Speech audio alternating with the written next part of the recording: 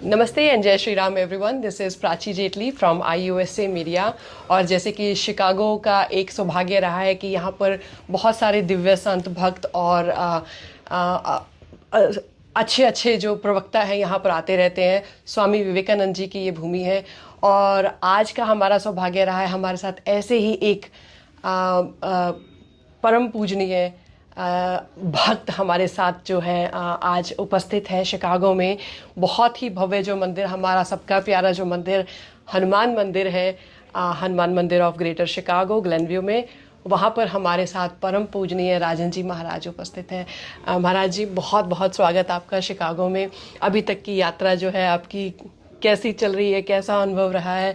और 2-3 दिन से हम लोग जो है यूट्यूब के माध्यम से और वीडियोस के माध्यम से हम आपसे जुड़े हुए हैं। बहुत ही आनंद हो रहा है। आपका किस तरह का जो है अभी तक यात्रा चल रही है? अटलांटा, फिर शिकागो, फिर कैलिफोर्निया। सबसे पहले आपको जय श्री राम। जय श्री राम जी। और आपके सभी श्रोताओं को, दर्शकों को मेरा सादर जय श्री राम, प्रणाम। इस मंदिर में मेरी ये तीसरी यात्रा है।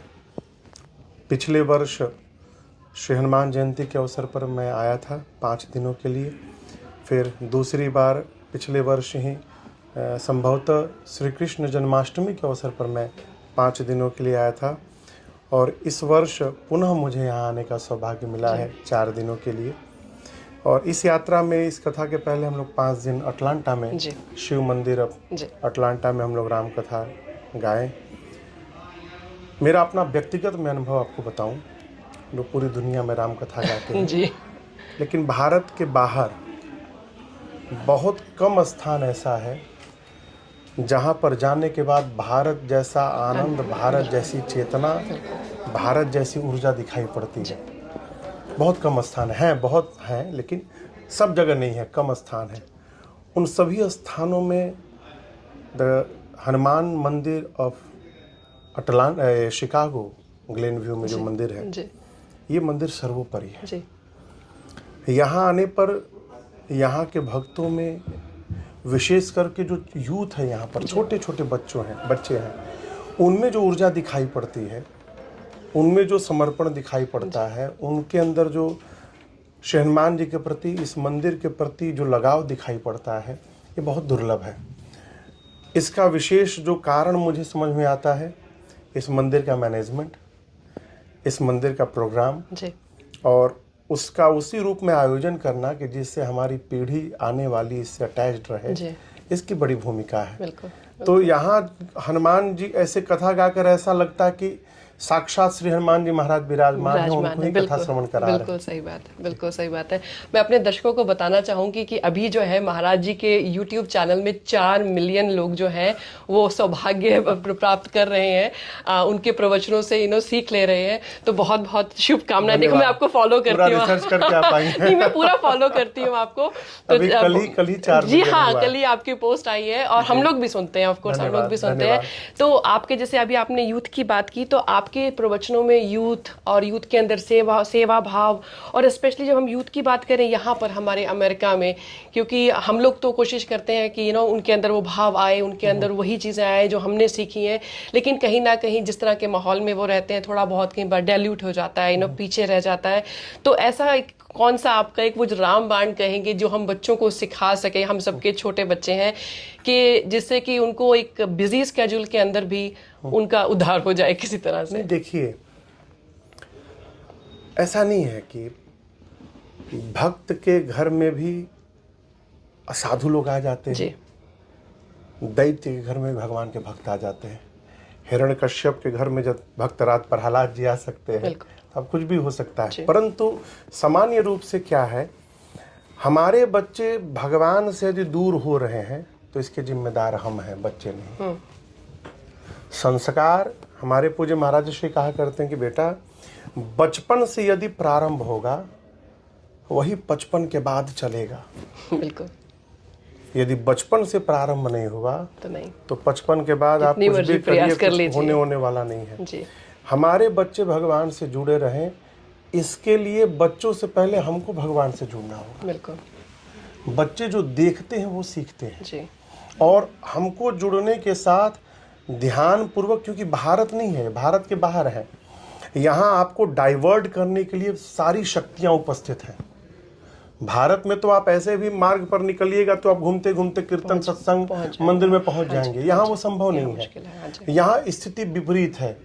तो यहाँ विशेष रूप से माता पिता का ये दायित्व है कि फ्रॉम द स्टार्टिंग एज, जब वो एकदम छोटे से बच्चे हैं, तब से इस बात को ध्यान रख करके उनको अपने संस्कारों से, अपने धर्म ग्रंथों से और अपने भगवान से जोड़े रखें। और ये यदि चलता रहा तो हमारा अपना अनुभव जो कहता है, बचपन से यदि प्रारंभ हुआ और मूल रूप से 15 साल से लेकर 20 साल की अवस्था तक आपने और विशेष ध्यान दे दिया, तो उसके बाद बच्चे भटकने वाले नहीं हो जाएंगे। फिर वो एकदम स्टक हो जाएंगे अपनी सनातन संस्कृति में और जुड़े रहेंगे। तो महाराज जी, जैसे कि हम लोग बोलते हैं कि हनुमान चालीसा की बात हर कोई करता है और भी कुछ, तो कुछ ऐसी आपके जो हृदय के नज़दीक कोई ऐसी चौपाई हो, कोई ऐसा चीज़ हो जो बच्चों को, हर बच्चे के जो है वो कंठस्थ होनी ही चाहिए?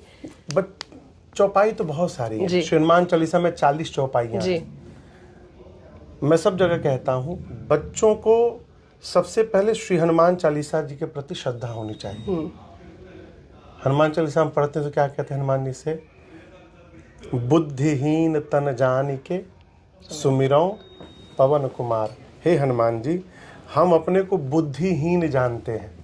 ये जो तन है, बुद्धिहीन तन जान के हम आपको याद कर रहे हैं। सुमिरौ पवन कुमार, आप दीजिए मुझे, क्या दीजिए? बल, बुद्धि और विद्या। बल बुद्धि विद्या देहु मोहि, मुझे दीजिए और इसके बदले में ले जाइए।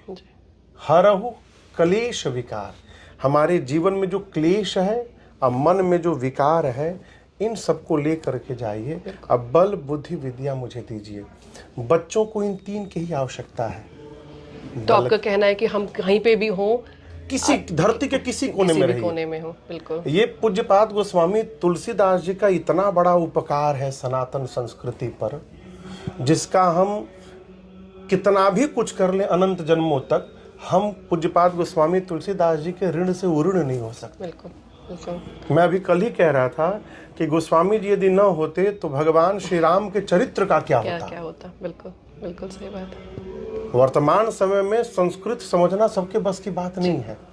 यदि गोस्वामी जी अवधि में न लिखे होते तो न राजन यहाँ कथा गा पाते, न आप लोग बैठ कर श्रवण कर पाते। बिल्कुल बिल्कुल। तो गोस्वामी जी ने इतना बड़ा उपकार किया कि हम उनके लिए अनंत जन्म तक हम उनसे उऋण नहीं हो सकते उनके उपकार से। तो वो जो हनुमान चालीसा है, वो भगवान से अटैच्ड होने का एक बीच में माध्यम है, मीडिएटर है। बच्चे यदि उससे जुड़ जाएं श्री हनुमान चालीसा से और नित्य का नियम बना लें कि प्रातः काल कितनी भी व्यस्तता हो, आदमी कितना भी बिजी रहे, सांस लेना नहीं छोड़ता है क्या? उसी प्रकार हम कितना भी व्यस्त रहें, यदि नित्य एक बार श्री हनुमान चालीसा पढ़ने का स्वभाव बन गया तो हम धरती के किसी भी कोने में रहेंगे। राम दुआरे तुम रखवारे, हनुमान जी भगवान के द्वारपाल हैं। हनुमान जी भगवान से दूर जाने नहीं देंगे। बिल्कुल बिल्कुल। और आपकी कथाओं में मैंने देखा एक सेवा का बहुत महत्व है, चाहे वो माता पिता के प्रति हो, चाहे वो समाज के प्रति हो। एक मैसेज अगर आप हमारे जो व्यूअर्स को उसके बारे में कहेंगे, जैसे आपने अभी कुछ दिन पहले भी बोला था कि चमड़ी भी उखाड़ दो तब भी माता पिता का ऋण जो है वो नहीं उतार सकते। माँ का, विशेष रूप से माँ। जी बिल्कुल बिल्कुल। देखिए, माँ एक ऐसा संबंध है ना जिसका कोई विकल्प नहीं है। संसार के सारे संबंध का विकल्प है। पति का विकल्प है, पत्नी का विकल्प है, आप दूसरी शादी कर लीजिए, भाई का विकल्प है, 2 भाई हो गए तो एक विकल्प है ना। लेकिन माँ का कोई विकल्प नहीं है संसार में। हम तो कहते हैं कि भगवान बाद में, माई बाप पहले। आप इसका कारण क्या है समझिए। संसार के जितने रिलेशन हैं आप उनका नाम लीजिए, पिता भाई, साथ में चाचा चाची, अच्छा ताऊ ताई, हाँ जी, मासी मौसा, हाँ जी, चाचा चाची जी, मामा मामी जी, नाना नानी, फूफा फुआ, भैया भाभी, ठीक है। तो उसमें देखिए चाचा चाची, पहले चाची चाचा नहीं बोलते हैं, पहले क्या बोलते हैं? चाचा। पहले पुरुष पहले आता है, स्त्री बाद में आती है। जितने संबंध आप देख लीजिए, नाना नानी, काका काकी, मामा मामी, चाचा चाची, पुरुष पहले आया, स्त्री बाद में आई। केवल एक संबंध ऐसा है जिसमें स्त्री पहले आती है, पुरुष बाद में आता है, वो है माता पिता। बिल्कुल। ठीक। अब भगवान के जितने नाम है देखिए, राधे श्याम, सीताराम। राम सीता नहीं बोलते, क्या बोलते हैं? सीताराम। सीताराम, राधे श्याम, गौरी शंकर, लक्ष्मी नारायण, उमा महेश्वर। भगवान जितने हैं उसमें मातृ शक्ति पहले आती है, पुरुष शक्ति बाद में। माता पहले आती है, भगवान बाद में। तो जहाँ माँ पहले और पुरुष बाद में, वो भगवान है।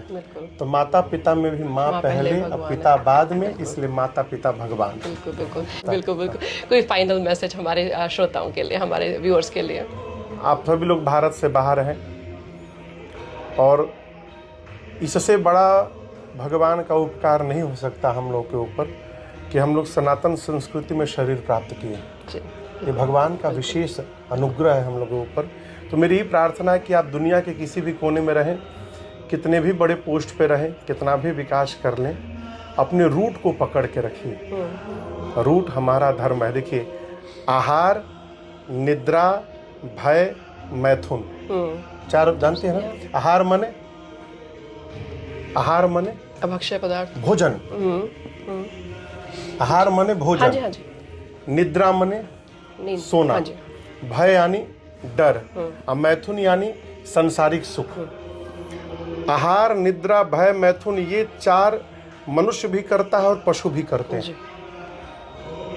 पशु भी भोजन करता है, सोता है, उसको भी डर लगता है, वो भी संसारिक सुख लेता है। संसारिक सुख के विषय में पशु हमसे श्रेष्ठ है कि पशु अपने समय में ही संसारिक सुख में जाता है ऋतु में, मनुष्य का कोई समय नहीं है। ठीक। यदि वही चार काम हम भी कर रहे हैं तो आप सोचिएगा पशु में और हमारे में क्या अंतर है। हम भी तो पशु हैं, मनुष्य रूपेण मृगाश्चरन्ति। तो ये जो धर्म तत्व है, ये धर्माचरण धर्म तत्व ही हमको मनुष्य और पशु में डिफरेंशिएट करता है। यदि हमारे अंदर धर्माचरण है तो हम पशु नहीं मनुष्य हैं, और यदि धर्माचरण नहीं है तो हम मनुष्य के रूप में पशु बन के घूम रहे हैं। तो मेरी प्रार्थना है लोगों से कि अपने धर्म से जुड़े रहें, सनातन धर्म से जुड़े रहें, अपने भगवान पर विश्वास करने का स्वभाव बने, अपने भगवान पर। आप समझ रहे हैं ना? हाँ, हमारे भगवान के अलावा कहीं इधर उधर भटकने की आवश्यकता नहीं है। तो अपने रूट को पकड़ के रखें। जो पेड़ जड़ों को पकड़ के रखती है वो कहीं भी हरी भरी रहती है। तो आप धरती किसी कोने में रहिए, सनातन संस्कृति से अपने को पकड़ के रखिए, धर्माचरण करिए और भगवान पर विश्वास रखिए। ये मेरी प्रार्थना है। थैंक यू महाराज जी, बहुत बहुत शुक्रिया समय देने के लिए। और हम उम्मीद करेंगे कि आप फिर से आए और फिर से आपसे बातचीत हो, और आपकी जो बाकी की जो यात्रा है वो मंगलमय। धन्यवाद। Thank you ji.